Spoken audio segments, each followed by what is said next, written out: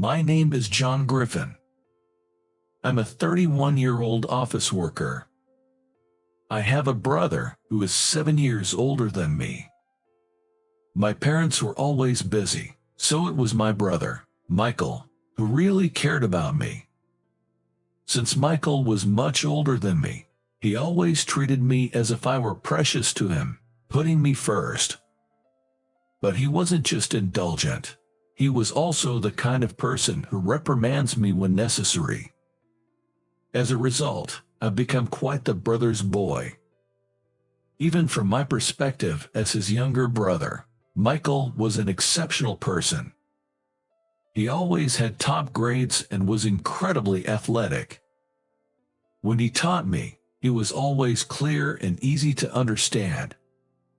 Michael, you are truly amazing. John, you're pretty amazing too.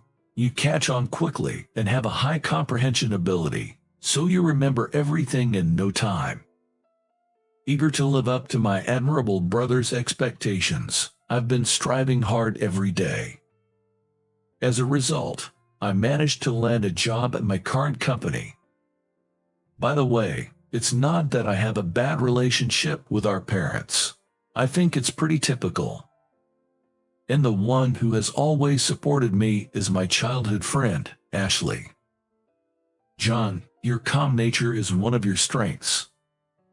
Really? Do you think so? Yes, I do, and that's what I love about you. She's always been quick to notice whenever I was troubled or lacked confidence about myself, and she would say that to encourage me. Ashley has always been by my side as a childhood friend. Now, she's by my side as my wife. And now, Ashley is carrying our cherished child, and I am building a happy family together. I think the atmosphere at the company where I work is very good.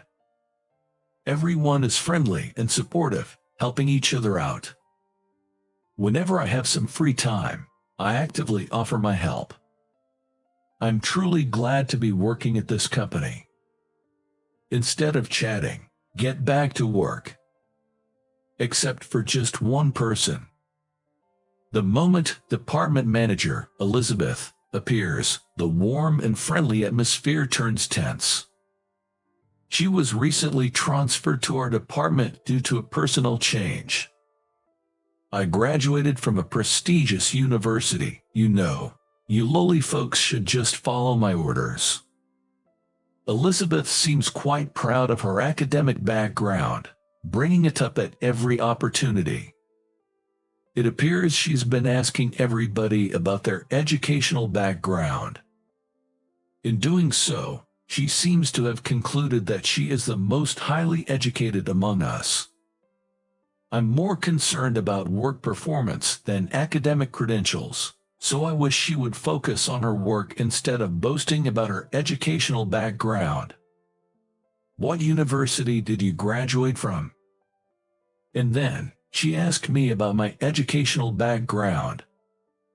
It was a busy period, and I was already finding her troublesome. I didn't graduate the university in the States, anyway. What? Are you just a high school graduate? No way. Being a high school graduate these days means you're incompetent, aren't you? I tried to brush her off and get back to work quickly, but Elizabeth just assumed I was a high school graduate and started mocking me. I don't usually mind such things. People have different opinions, after all. Besides, Elizabeth believes that she, being a prestigious university graduate, is the most important and correct, and she doesn't need to listen to anyone with lower educational background. So, if she just looked down on me, I could ignore it, but... Hey you, the low-educated. Finish this job by tomorrow. Wait, Elizabeth, isn't this your job? And the deadline is supposed to be next week. Since you're incompetent, all you need to do is follow my orders. It's troublesome when she dumps her work on me and harasses me like this. My colleagues help me through it, but the atmosphere in the department had turned tense and uncomfortable. "John, are you okay? You seem a bit tired." As soon as I got home, I let out a sigh, and Ashley asked me about it. She works at the same company but is currently on maternity leave and unaware of the situation at work. I wanted her to focus on preparing for the baby, but I decided to vent a little. "Actually, I've been targeted by someone troublesome, and she has been dumping her work on me." "That sounds tough. If you want, I'm here to listen to more details." Taking advantage of her kindness, I ended up telling her almost everything about Elizabeth. I never imagined that our conversation would be passed on to someone else. "John, can we talk for a second?"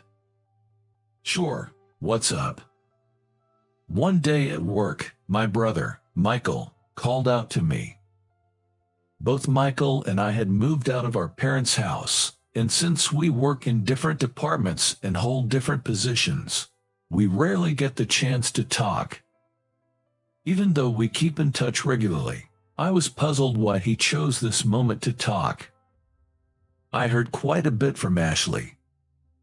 I couldn't help but smile wryly at his words. Ashley has been my childhood friend, which has also led to her having a close relationship with my brother. There's no romantic interest between them, and I worry about nothing because Michael is deeply in love with his wife. To avoid any misunderstandings, they've made a point of not meeting without me and my sister-in-law present, and they always show me any communication they have, just to be thorough. Now, he's showing me their messages exchanged as he speaks. I think it's a bit much, though. If you need me, I'm willing to step in. It's okay. Talking to Ashley made me feel a lot better, and for now, I'd like to see how things play out. Is that so? I smiled at my concerned brother and declined his generous offer. After that, we chatted about other things before parting ways. "Hey, Elizabeth, why is someone as incompetent as you getting cozy with Michael?" Out of nowhere, Elizabeth confronted me, having apparently been watching us. Is she close to my brother? Weren't they almost 10 years apart in age? You have no right to casually talk to Michael. Stay away from him from now on.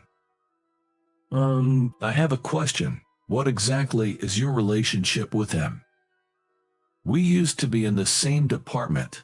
Well, I plan to make him mine someday. At those words, I couldn't help but widen my eyes in surprise. Is she aiming to make my brother her romantic partner? With his handsome looks and excellence, he's just perfect for someone with a high education like me. You do know he's married, right? I've heard such rumors, but he doesn't wear a ring, does he? I tried to hint that he's married without saying he's my brother, but Elizabeth wouldn't believe it. Indeed, due to certain circumstances, Michael is living separately from his wife and isn't wearing a ring. So, I understand the misunderstanding, but I wish you would listen carefully to the voices around her too. Even when I tried to stop her there, she wouldn't listen, saying, "What would someone as incompetent as you know about him? Just stay away from him. You, the low-educated incompetent," refusing to hear anything else. Even if I said I was his brother, she probably wouldn't believe me, and even if she did, she'd likely say, "Then help me." After Elizabeth left, I found myself holding my head in dismay. Since then, I've been spending my days under Elizabeth's glaring watch. Moreover, her harassment intensified, leaving me wondering what to do. The current CEO is retiring, and a new CEO will be taking over. Consequently, the inauguration party is being organized. I'm attending the party too. I was among the first to receive an invitation. She seems to be over the moon, boasting about it. Basically, all employees were invited. Everyone knew it, but they kept quiet because speaking up would only cause trouble. You're jealous, aren't you? Yes, sure, I responded. Elizabeth smirked at my response. This gave me a bad feeling. For a few days following that, Elizabeth was unusually quiet, as if nothing had ever happened. Then, on the day of the party, due to some circumstances, I had to arrive at the venue early. What? There's no seat for me. After chatting with the new CEO, I tried to check my seat with the hotel staff, but the response I got was that there wasn't any. Confused, I turned around when I heard laughter behind me. Elizabeth. Ha ha ha. You look so foolish. Elizabeth pointed and laughed at me. I couldn't believe it, though. I had your seat removed, she admitted. Why, how could you? The organizer for this party is actually my uncle, so I asked him to get rid of the seat for the low-educated.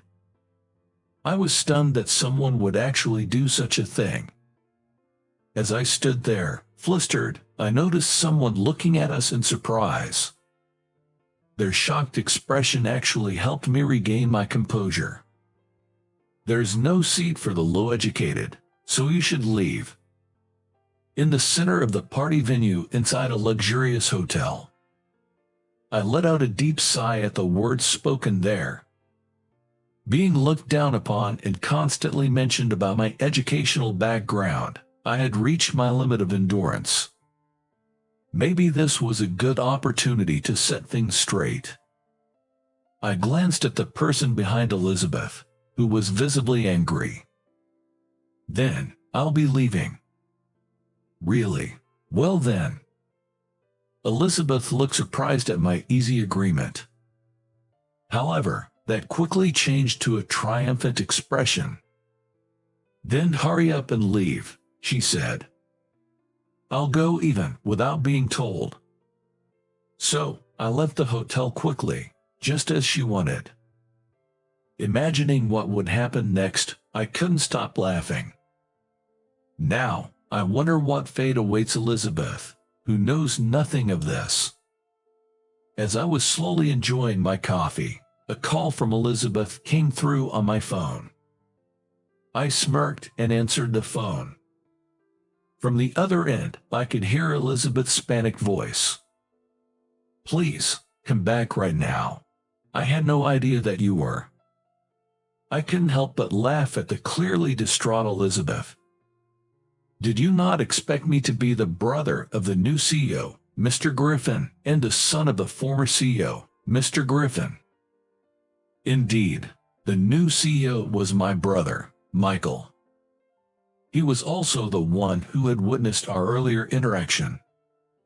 I glanced at my brother because I wanted him to stay silent until the party started.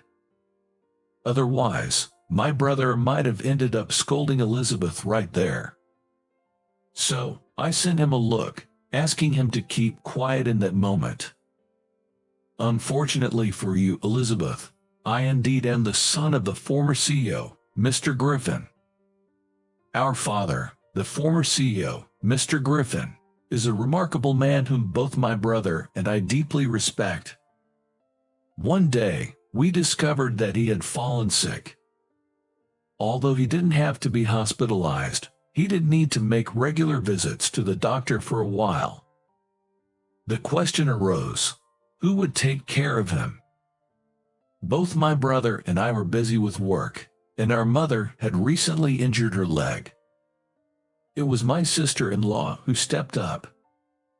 Being a former doctor, she moved in with our parents to care for them. Of course, we also visited them regularly, and above all, my brother frequently traveled between our parents' home and his own home.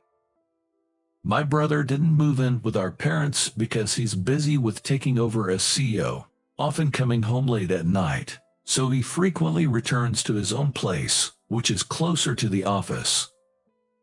For these reasons, it currently feels as though they are living separately. Additionally, my brother has a metal allergy, which is why he doesn't wear a ring. This isn't a secret. Most executives are aware, so it's not something we openly declare. Most of the executives knew I was part of the Griffin family, so I never felt the need to mention it to Elizabeth specifically. Really? Well, you probably wouldn't have listened to me anyway.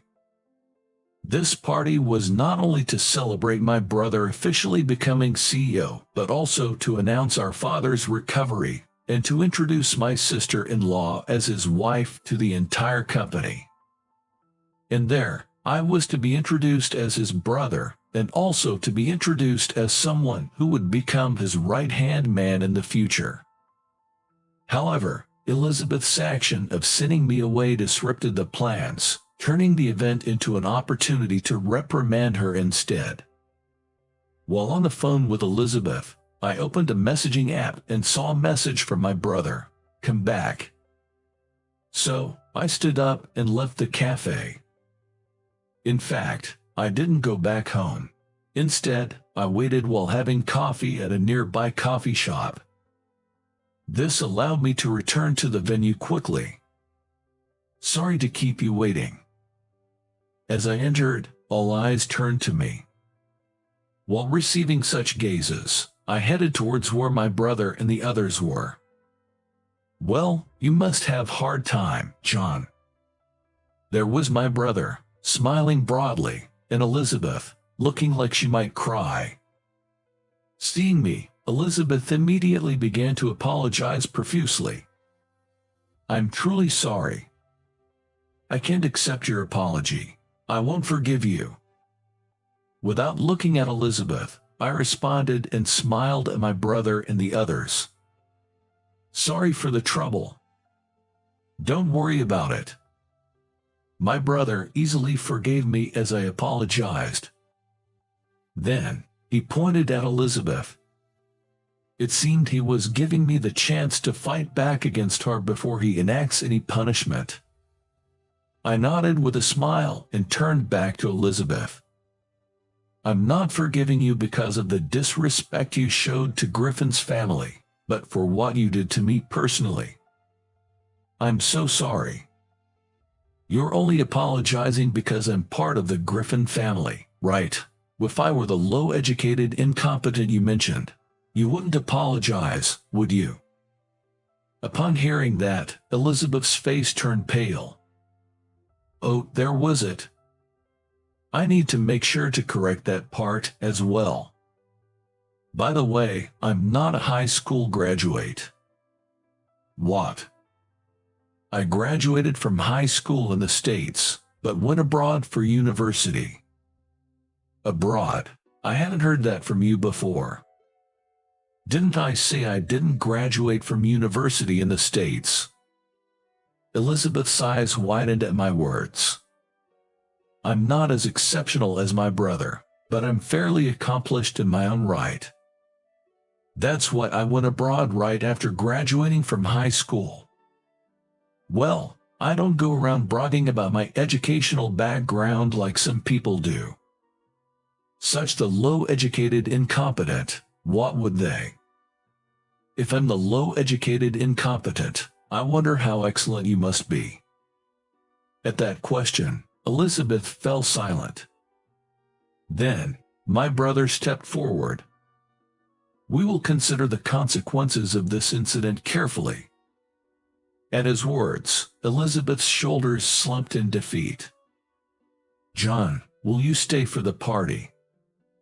"No, I'll be going home. I want to see my wife." I had planned to leave early after a brief introduction. After all, my pregnant wife, Ashley, was waiting for me at home, so I wanted to see her as soon as possible.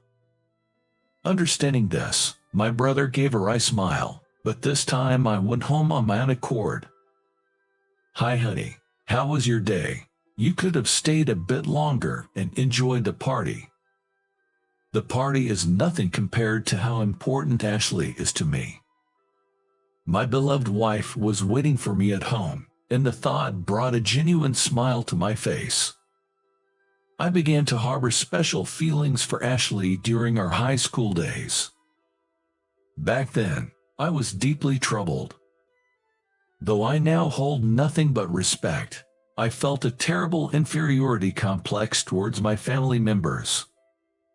My brother was outstanding since our school days, and our father was the CEO, while our mother originally serving as his secretary.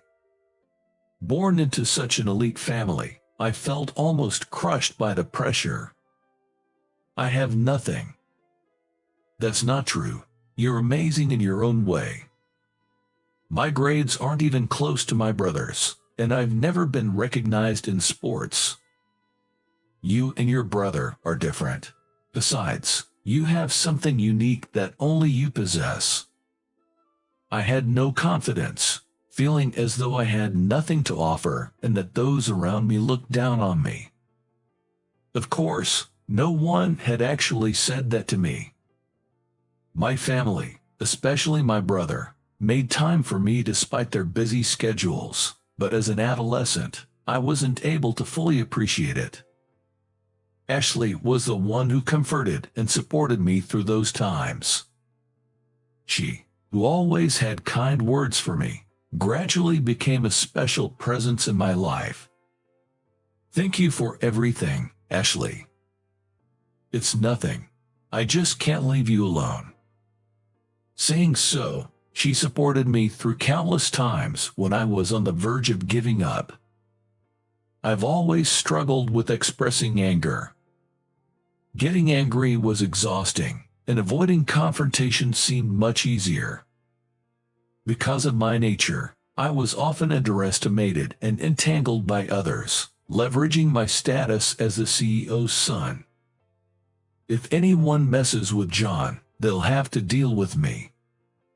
Ashley would stand up for me, driving those troublemakers away. Even if it meant getting hurt, she stayed by my side. I wanted to protect her, who has been so supportive. With that thought, I resolved to become stronger both mentally and physically, and accepted the offer to study abroad that my father had proposed. Aren't you going to tell Ashley? No, and don't you say anything unnecessary, okay? I left for overseas without telling Ashley anything. If she had found someone else by the time I returned, I decided I would give up.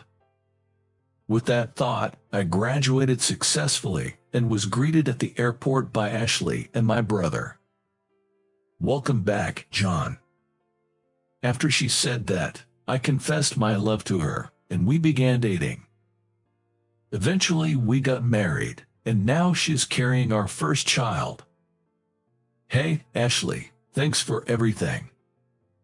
What are you suddenly talking about? You talked to my brother, right?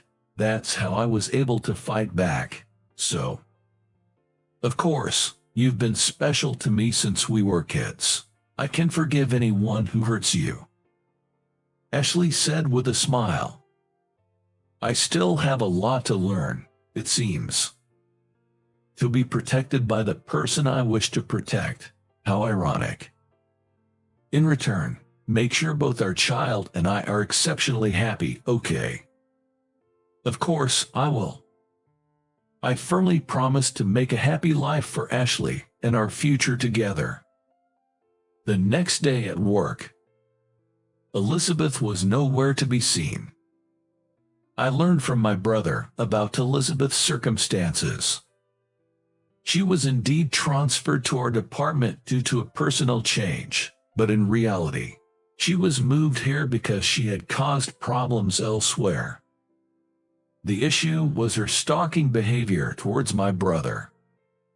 It came to light through reports from my brother and others around him, and under normal circumstances, termination would have been considered. But unfortunately, my father's illness was discovered around the same time. Due to the sudden need to undertake the handover process, the matter was overlooked, and in the meantime, Max, the executive vice president, and her uncle covered it up. The matter was settled with just a departmental transfer. You should have told me. I didn't want to worry you. You've always been gentle, not the type to lash out, but you worry enough to make yourself sick.